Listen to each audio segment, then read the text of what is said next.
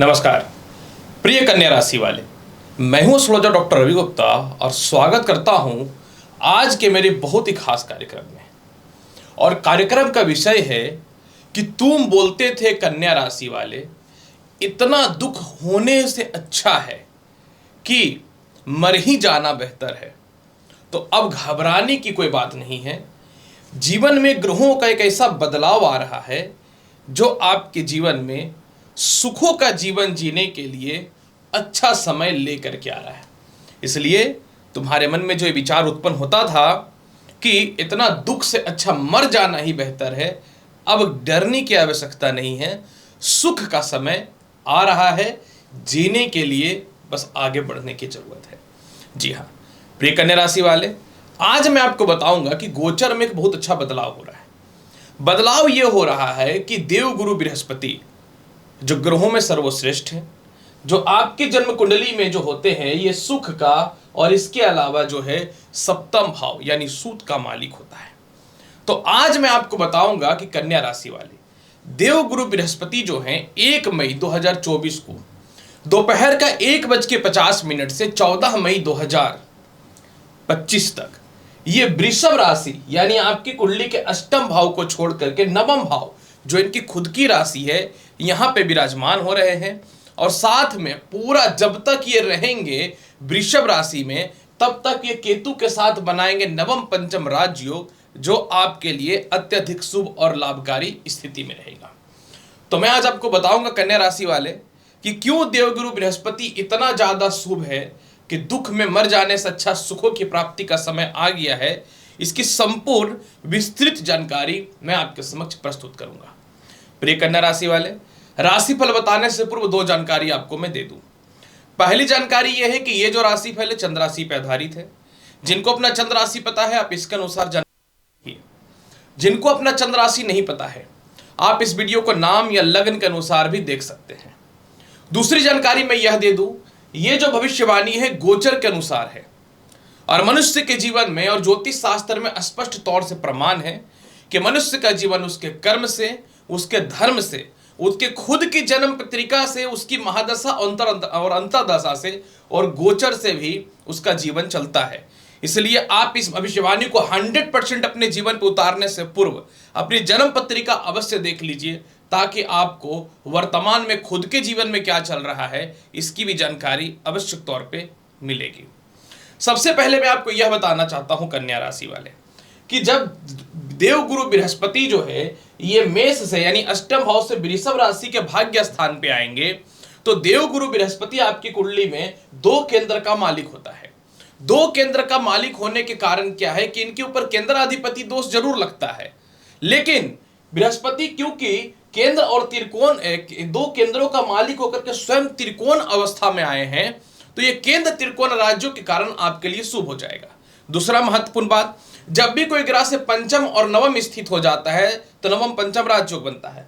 1 2 3 4 5 यहां पे जो है देखिए केतु बैठा हुआ, केतु से नवम भाव में बृहस्पति है, तो ये नवम पंचम राजयोग बन गया। और दूसरी महत्वपूर्ण बात कि बृहस्पति का पंचम दृष्टि 1 2 3 4 5 केतु के ऊपर है और ज्योतिष शास्त्र में स्पष्ट तौर से प्रमाण है कि जब भी बृहस्पति किसी ग्रह को देखे, खास करके केतु को देखे, तो केतु का नकारात्मक फल समाप्त हो जाता है और बृहस्पति के जैसा वो फल देना चालू कर देता है। तो सबसे पहले यहां पे देखिए कुछ सेंस में आपको बता दूं कि संशय बता दूं कि बृहस्पति जब 1 साल से लगभग 13 महीने के लिए ये रहते हैं एक राशि में, मतलब अभी दोबारा जब आपके जीवन में वृषभ राशि में आएंगे तो 12 साढ़े 12 वर्ष के बाद आएंगे। तो जब अष्टम भाव से नवम भाव पे गए हैं तो पिछले 13 महीने से आपके जीवन में कुछ परेशानियां आई, आपकी संपत्ति आपकी हाथ नहीं लग पाई, सामाजिक वैल्यू खत्म हुआ, राजनीतिक करियर भी आपका बहुत ज्यादा कह सकता हूं रिस्क पोजीशन पे आ गया, माता का स्वास्थ्य खराब होना, दाम्पत्य जीवन में क्लेश या दाम्पत्य जीवन में मतभेद या अपयश या अफेयर से रिलेटेड समस्या, खुद के व्यापार में कंपटीटर आगे बढ़ जाना और इसके अलावा अस्वस्थता और बिना मतलब का प्रॉपर्टी विवाद और कानूनी पक्षड़ों में फंसाने का तो योग किया। अगर बहुत हद तक बृहस्पति इसमें कामयाब नहीं हुआ 13 महीनों में, तो आपको कम से कम लोन और कर्जदार और ससुराल पक्ष से मतभेद तो कम से कम करा ही दिया।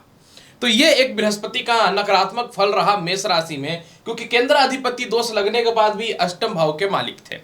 अब यहाँ पे देखिए बृहस्पति जो है जैसा ही भाग्य स्थान में विराजमान होंगे तो सबसे पहले आपको ये क्या काम करेगा, सबसे पहले जो बहुत समय से नौकरी या प्रमोशन नौकरी कर रहे थे और मनचाहा प्रमोशन जिनका नहीं हो रहा था, तो सबसे पहले आपका सालों का रुका हुआ प्रमोशन होगा, ये काम होगा। दूसरी महत्वपूर्ण बात, हर इंसान काम कब करता है, जब उसके अंदर महत्वाकांक्षा हो, इच्छा हो, तब करता है। तो आपके भाग्य स्थान में बृहस्पति का विराजमान होने से आपको ये महत्वाकांक्षी बनाएगा और इसके अलावा आपके आत्मविश्वास यानी कॉन्फिडेंस में बढ़ोतरी होगी। इसके अलावा जो है आपको धार्मिक कार्य में आपको ये रुचि बढ़ाएगा, मतलब अगर आप कोई मंदिर बनाना चाहते थे, पेंडिंग पड़ा हुआ था, वो ठीक होगा। इसके अलावा आपको कोई धर्म गुरु है या पिता से रिश्ते खराब हो चुके थे, धार्मिक कार्यों में ये आपकी रुचि बढ़ाएगा और उससे रिलेटेड सभी प्रकार की समस्याओं को ठीक करेगा। दूसरी महत्वपूर्ण बात कि आपके पिता के स्वास्थ्य में भी सुधार करेगा, समझते जाइएगा, और पिता के व्यापार में भी लाभ करेगा।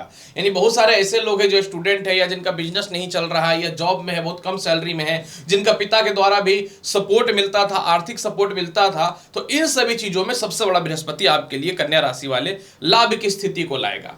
जो व्यक्ति प्रशासनिक पद और राजनीतिक पद में है, जिनका 13 महीना से बिल्कुल चौपट हुआ पड़ा था, तो प्रशासनिक और राजनीतिक पद में आपका जबरदस्त दबदबा होगा लोगों के बीच में, और यह दबदबा आपके जीवन में बहुत अच्छा होगा। अब देखिए बृहस्पति भाग्य स्थान में बैठा हुआ है, ये 9वां घर होता है। आपको पता है ये स्थान जो है समुद्रिक यात्रा का होता है, और समुद्रिक यात्रा इंसान कब करेगा, जब विदेश जाने का कोशिश करेगा। यानी जो लोगों का भी विदेश जाने से रिलेटेड प्रॉब्लम है, जिन लोगों को भी visa, passport, green card, PR से रिलेटेड समस्याएं हैं, वह यह सॉल्व करना चालू कर देगा। कितनी बड़ी बात है कि यह सॉल्व करना चालू कर देगा। इसके अलावा कानूनी लाभ दे देगा, यानी किसी कारण से आप किसी कानूनी पछड़े में फंसे हुए हैं तो उसमें भी बृहस्पति आपको सक्सेस कराएगा। अब यहां पे देखिए, जो संपत्ति और प्रॉपर्टी का 13 महीने से विवाद था, समझिएगा, जो चला गया था, यानी अब आप हार चुके हैं कि वो संपत्ति या प्रॉपर्टी मेरे पास आना नहीं है, अब ये बृहस्पति खुद की संपत्ति प्रॉपर्टी का लाभ भी दे देगा। मतलब आपकी खोई हुई संपत्ति जिसके लिए आप हार चुके हैं कि मेरे पास आएगा कि नहीं आएगा, वो आना चालू हो जाएगा। इसके अलावा जो है अब यहां पे देखिए, कुछ गुप्त शत्रु भी हैं आपके जीवन में, जो आपके साथ मित्र थे लेकिन ऐसा आपको नुकसान दिए कि आप उसको समझ नहीं पाए। तो अब आप अपने गुप्त शत्रु से जो है अपनी कैलकुलेशन लाइफ में बेटर करके उससे बाहर निकलने का प्रयास कर देंगे। मतलब सीधी बात करता हूं, गुप्त शत्रु का सफाया हो जाएगा। अब यहां 7वें भाव का मालिक है बृहस्पति, तो जिन जिन कन्या राशि वालों का ये लग्न वाले का विवाह नहीं हो रहा था, वैवाहिक जीवन में कलेश था, वो ठीक होता हुआ नजर आएगा। जीवन साथी के तरक्की के भी अवसर खुलने चालू हो जाएंगे। सबसे बड़ी बात है कि जीवन साथी के तरक्की के भी अवसर खुलने चालू हो जाएंगे। जीवन साथी का स्वास्थ्य ठीक होगा, फंडिंग मिल जाएगा आपको व्यापार में मोटा, बढ़िया नौकरी व्यवसाय में बदलाव के योग मिलने चालू हो जाएंगे। माता का स्वास्थ्य ठीक होगा। आपके अंदर जो जूनियर काम कर रहे हैं लेकिन टारगेट पूरा नहीं कर रहे, टारगेट अचीव करता हुआ नजर आएगा और उससे आपकी बढ़ोतरी होनी चालू हो जाएगी। 5वें भाव पे दृष्टि है। जो अभी कोई दुष्ट लव लाइफ था, मतलब लव लाइफ में आप बहुत परेशान है, डिस्टर्ब है, तो उससे तो ये बाहर निकालेगा। कोई जॉब है या शिक्षा या इंटरव्यू है, उसमें ये पास कराने का पूर्ण रूपेण कोशिश करता हुआ नजर आएगा। इसके अलावा जो है प्रेम से विवाह के योगों में वृद्धि, या जीवन में अचानक आपके लाइफ में कोई आ सकता है, ये वो प्रथम विवाह के लिए हो या द्वितीय विवाह के हो। सरकारी काम का जबरदस्त लाभ मिलेगा, यानी सरकारी काम का इतना बढ़िया लाभ मिलेगा कि मैं क्या बताऊं। इसके अलावा रिलेशनशिप लोगों से आपके बहुत ही अच्छे होंगे। और सबसे महत्वपूर्ण बात यहाँ पे एक चीज देखने वाली बात है कि आपको मातृ संपत्ति भी प्राप्त होगी। अगर आपका विवाह हो गया था और ससुराल पक्ष से कोई लाभ, माफ करेंगे, मातृ पक्ष यानी मायका तरफ से कोई लाभ नहीं था, तो वो लाभ मिलना चालू होगा। मतलब जो आप छोड़ चुके थे आपको, वो लाभ मिलना चालू हो जाएगा। और सबसे महत्वपूर्ण मुद्दा कि इस संपत्ति तो मिलेगी ही मिलेगी, धन की कमी नहीं होगी, क्योंकि भाग्य स्थान में धन की बढ़ोतरी है। मतलब साझा व्यापार बढ़ेगा, खुद का व्यापार बढ़ेगा, नौकरी में बड़ा परिवर्तन होगा, प्रमोशन के चांसेस बनेंगे, विदेश यात्रा के चांसेस बनेंगे, और सीनियर से तालमेल अच्छा हो जाएगा। जब इतने चीजें अच्छी हो जाएंगी तो ऑटोमेटिक सब अच्छी हो जाएंगी। और 1 साल से आप शुगर, पेट के संबंधित प्रॉब्लम, यूरिन से रिलेटेड, चेस्ट से रिलेटेड, इसके अलावा जो है लीवर से रिलेटेड या लो बीपी से रिलेटेड जो समस्या से परेशान थे, इसमें भी सुधार होता हुआ नजर आएगा। इसलिए ये परिवर्तन नॉर्मल परिवर्तन नहीं है, 13 महीनों के बाद बहुत बढ़िया लाभ मिल रहा है, इसीलिए परिवर्तन को बेटर मान सकते हैं कन्या राशि वाले। फिर भी इसके प्रभाव को बेहतर बनाने के लिए प्रत्येक दिन हल्दी का तिलक लगा लीजिए, और इसके अलावा हर गुरुवार के दिन भगवान विष्णु को लड्डू चढ़ा करके प्रसाद के रूप में ग्रहण करिए।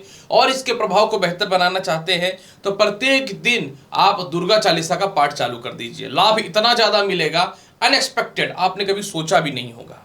तो प्रिय कन्या राशि वाले, आखिर क्यों देवगुरु बृहस्पति के कारण आप ये बोलते थे कि इतना दुख से अच्छा मर जाना अच्छा है, अब तुम्हारा अच्छा समय आ चुका है। उम्मीद करता हूं कि बताई गई जानकारी से संतुष्ट होंगे। चैनल पर नए हैं तो लाइक करिए, शेयर करिए, सब्सक्राइब करिए। मैं हूं एस्ट्रोलॉजर डॉक्टर रवि गुप्ता। मिलता हूं अगली वीडियो में और महत्वपूर्ण और ज्ञानवर्धक जानकारी के साथ। तब तक नमस्कार, अच्छे से रहिए, धन्यवाद।